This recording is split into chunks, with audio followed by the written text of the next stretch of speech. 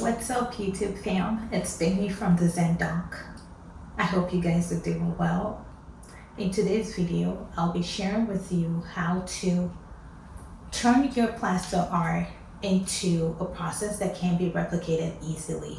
And by that, I mean how to cast your plaster art in silicone like this, right? Which will then allow you to be able to easily replicate the design. So meaning you're able to take your plaster art and replicate it in various different mediums. And so in this video, I'm just going to show you a bunch of examples of how I was able to turn this artwork into resin art, how I was also able to replicate it in just one night. And this is really easy once you have your silicone mold ready. And so I will be sharing with you the complete process. I'll be sharing tips and tricks, mistakes that I have made so that you can learn from them and not make the same mistakes. Plaster art or 3D art, clay art, whatever medium you prefer, it's a process that can be time consuming, can happen over a number of days, can even go into weeks. And so if you're looking to cut down on some of that process, and if you're looking to explore other different mediums and materials, then this video is for you. Before we get into the video, if you're not subscribed, this is the channel that you want to subscribe to. I'm constantly sharing art tutorials and inspiration videos. A lot of out-of-the-box thinking is happening here on this channel, so you'll constantly get a ton of inspiration, and they're always going to be different. I am a mixed media artist, and so I work with so many various different mediums. And so all I'm saying is hit that subscribe button, turn on bell notifications, because there's a lot of value coming at you from this channel. Anyway, let's get into the process, shall we?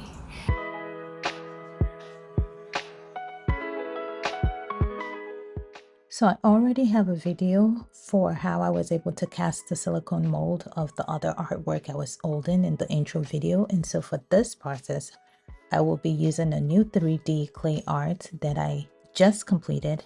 And the first step, which I did off camera, was to coat it in a really thick, high gloss varnish.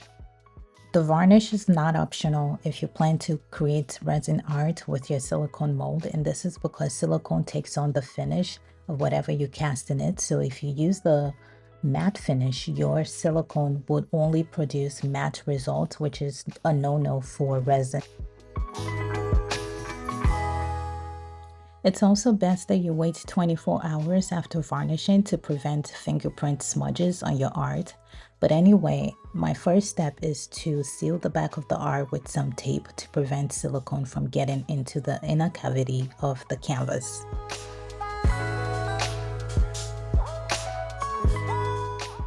I highly recommend that you double tape as I'm doing, because silicone really does get into any crack or crevice that it has access to.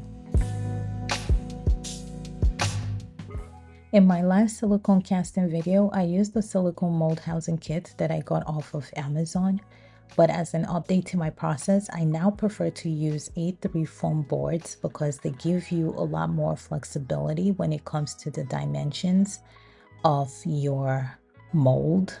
And that way I find that I'm not wasting silicone on, extra added space. And so basically what I've done is measure out the shape of my art, leaving about 1 inch of space on all 4 sides, and I'm cutting out that shape with an X-Acto knife. Leaving out 1 inch of space on all sides is really important because you do not want the walls of your silicone mold to be too thin, which will compromise the longevity of your silicone mold, leading to tears or causing it to tear easily. I also measured and cut up foam boards for the 4 walls of the box, making sure that it was high enough to completely cover my artwork.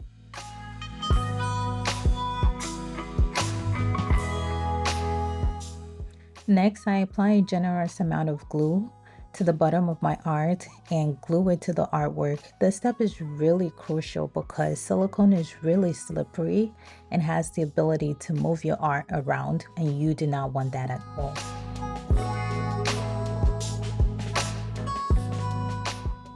After that, I also focus on gluing the four walls of the box to the base.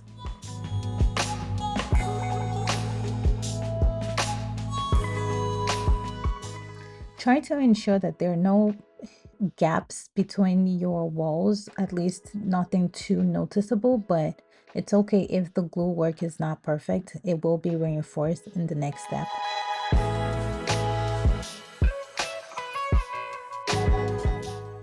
Now, once my makeshift silicone mold housing is complete, I'm going around with some tape, adding tape to all of the seams, double taping even, just to ensure that the silicone does not have any room to leak. Don't forget to add some tape to the bottom of the mold housing as well, but here I'm showing you that my mold housing is ready for silicone. Next, I'm mixing up my silicone rubber following the manufacturer's instructions, and I am doing this in batches.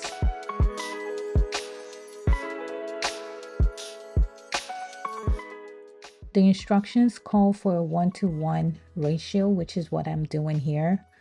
This is a measuring container, a measuring cup, which is why I keep bending down to look at the measurement.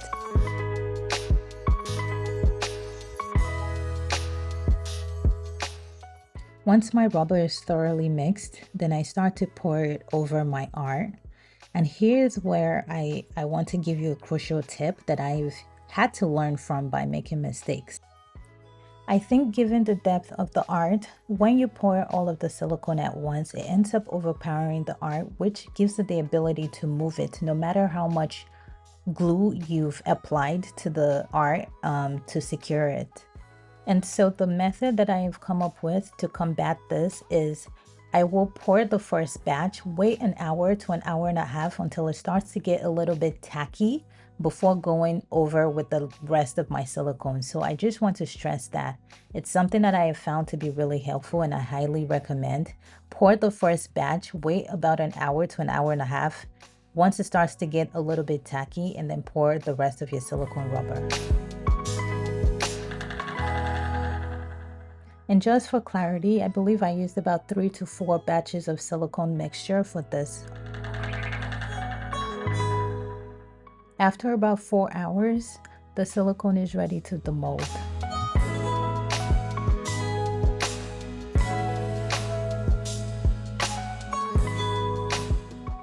Take your time and gently cut through the mold housing that you created. You might also need to cut off excess silicone at the bottom of the artwork. Once I've trimmed off the excess silicone and created an opening, I like to start to move all the edges of the silicone to introduce air, which will help the process of the molding. But again, just be careful. Take your time, gently take out the art from the silicone. There are weak points in the silicone because the art did move, and that's how I learned to pour in batches. But in the next step, I'll show you how I was able to fix the weak points in the silicone mold.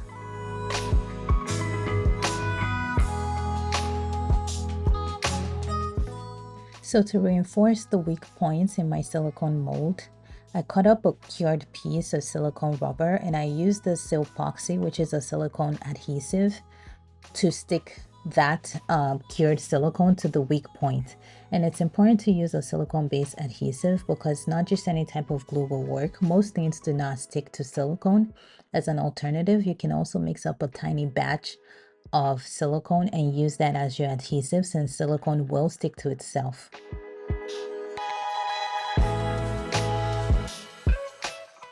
Now that we've learned how to cast our plaster art or clay art in silicone and create silicone molds, as the next step, I'm just going to share a little bit of details on how to then use the silicone mold to create resin art or what other possibilities might be out there for your mold.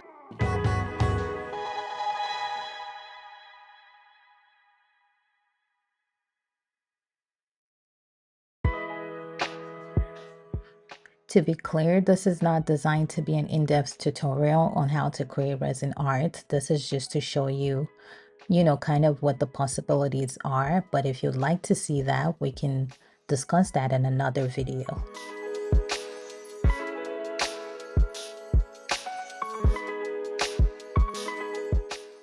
The one thing I'll note is that your standard epoxy resin is not suitable for this, given the depth of the artwork.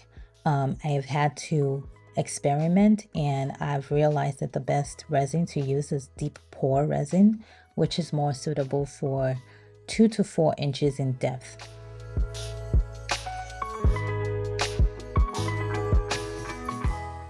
While I do have quite a bit of experience working with resin, this is my first time working with deep pore resin, and so I'm still refining my process. But if you want to see a tutorial, let me know in the comments.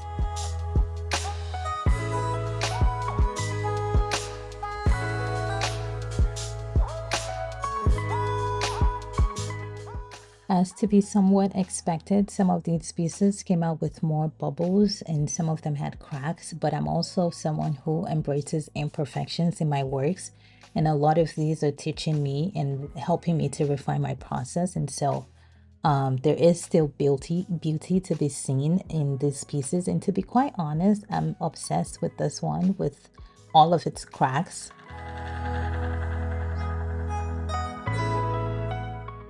And just to show you that the silicone mold is good for more than just resin, you can cast plaster in it, you can cast cement in it, you can cast Jesmonite in it. And right now I am just mixing up a little bit of Jesmonite because I was interested in seeing how that will turn out.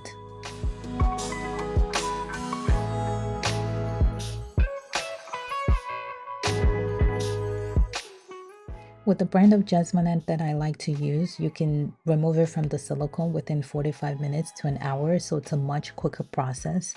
Although you might have to play around with how to attach hanging fixtures because Jesmonite does dry hard as rock or hard as stone, and so it's a little bit tricky to drill into as opposed to resin.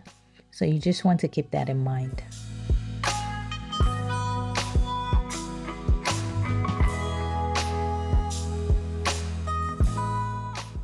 In literally about 45 minutes to an hour later, the Jesmonite is ready to come out of the silicone mold, and it gives a perfect replica that can be left as white or can be painted into whatever colors you want. Just take a look at that.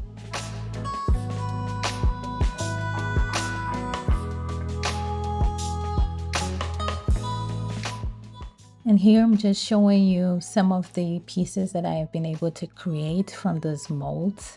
Some of these are imperfect, but even with their imperfections, I am absolutely obsessed with them. And I am currently refining my process, so it can only get better from here. So I'm really excited.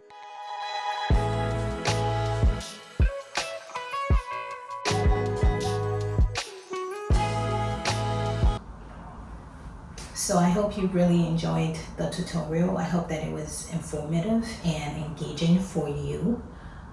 As a reminder, all of the links will be left in the description if you're interested in, purchasing any of the materials that I use or checking them out. You can just either check out my Amazon storefront or check out the links in the description box. If you're interested in shopping any of my artworks or any of my home decor, some of which are on the shelf behind me, support your girl. My website will be linked in the description box as well. You can get 10% off, which, does go a little bit of a long way.